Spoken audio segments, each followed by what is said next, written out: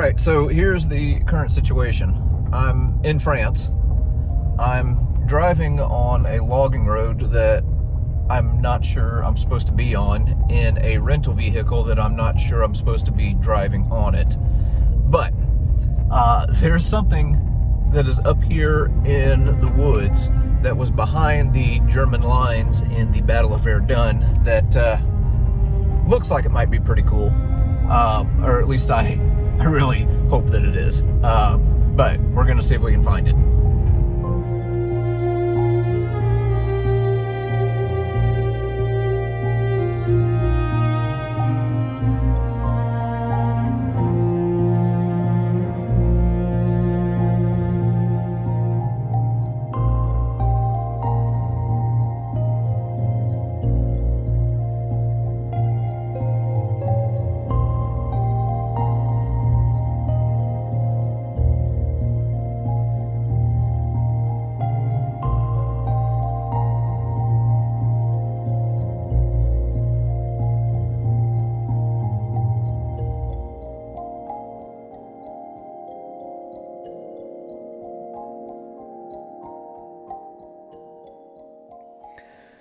Well, I'm certainly hoping that the old boy who checks for dings and scratches at the rental car company is not wearing his glasses when I turn this thing in, because good grief, the stuff that I just drove through, it got way worse after I shut my phone off. Alright, so I hope this is worth it. Right now I'm about 15 miles behind the front lines of Verdun, or where the front lines would have been in 1916. And I'm on the German side. And the area that I'm at right now is called Camp Marguerre. And this was kind of a rest and refit area for the German soldiers. Also, they had some of their heavy artillery back here. And some of the things that they built when they were here in 1914, 15, and 16 are still here today. And it looks like maybe the Forest Service has done some interpretation, has made some paths and things like that. So we're going to kind of do a little bit of exploring. I'm going to be learning myself, and yeah, see what's here from back in 1916. Here's the first structure that we've come across here, and I can see a whole lot more in the distance. And as I said, I guess it's the National Forest Service or whatever they have out here. Somebody has done some interpretation of some of this stuff, but not all of it. And it looks like they may have done some work in here to reinforce it, to keep it from collapsing. But what I wanted to point out was this iron cross decoration that they have over this particular building. I'm going to go ahead and say that we have some structural integrity issues with this one here. And the wall is kind of interesting. It's got that like wavy barn roof pattern. That's interesting. Now, again, as I've mentioned, somebody's come out here and has done some interpretation. They actually put up a fence here so that some knucklehead like me doesn't go in there and have the whole dadgum thing fall in on them. But this is the area that served as the billet for the infantrymen. So there are quite a few buildings back here that were constructed for the purpose of barracks.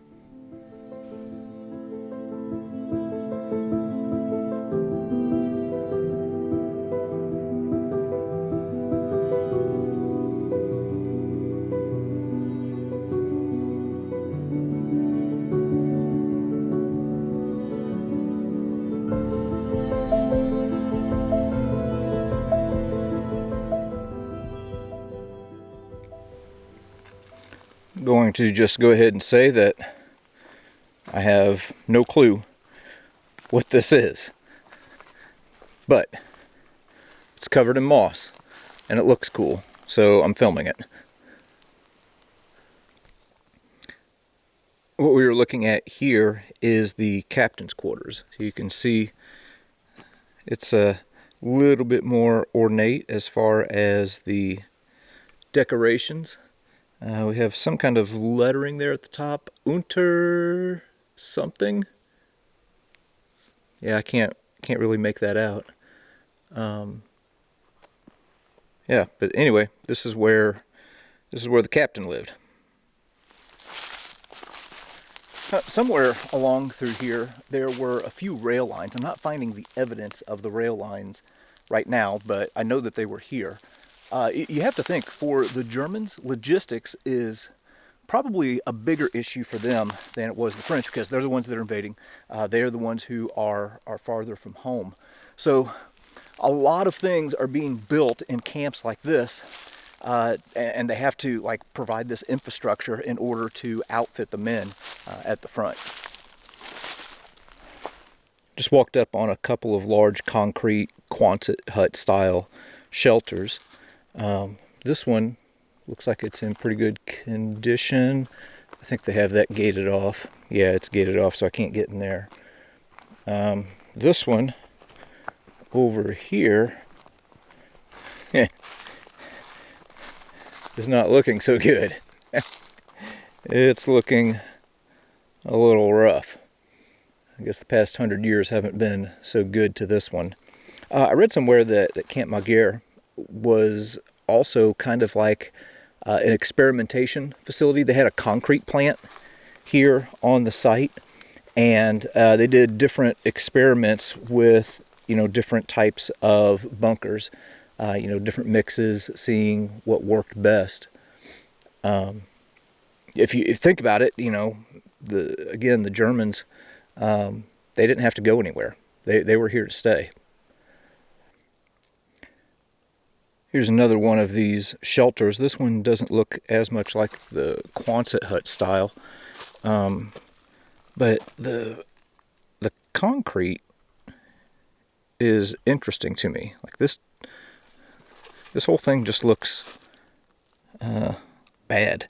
Like the aggregate's really large. I mean, it doesn't look like it's something, obviously, it's falling apart. It doesn't look like something that would hold up as well over time. But again, the Germans were having different experimentations with bunkers. So maybe this is just one that they were experimenting with, and then I don't know, kept supplies in there or something like that. Here's another one of these shelters, and we have a little bit of a cutaway to get a better look at it. This isn't the Quonset hut style like the one that we just looked at, but again, there's that corrugated steel pattern in the form that I just really find interesting. And I'm seeing different pores here in the concrete, and the quality on this one honestly doesn't look great. So again, the Germans were doing a lot of experimentation with bunkers, so maybe as they were moving through this area, they were experimenting with,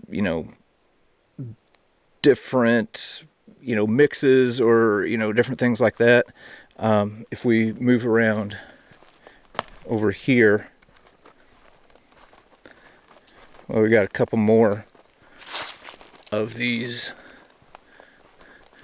semicircular Quonset hut style shelters. Let's see. Oh man, these dadgum flies.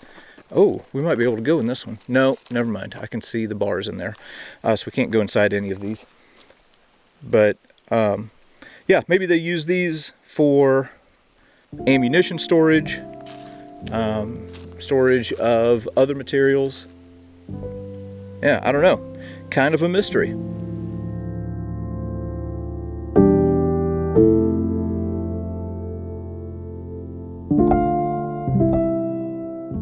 All right, well, I honestly thought there was going to be a little bit more around here, but that's basically it, unless there are some things around here that I'm just not seeing.